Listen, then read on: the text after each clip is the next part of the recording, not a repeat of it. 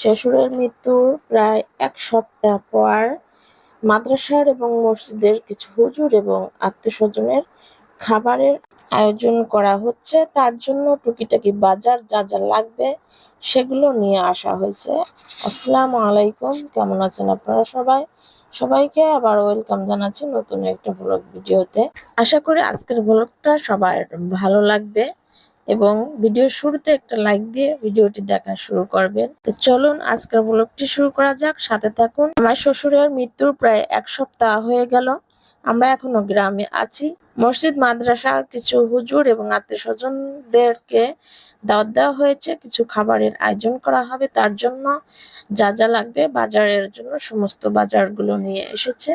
আর বাজারগুলো সব ঠিকঠাক করে রেখে দিচ্ছে। এখানে রান্নার জন্য আদা, রসুন, শুকনো মরিচ, লবণ, হলুদ, যত মশলা আছে, দুধের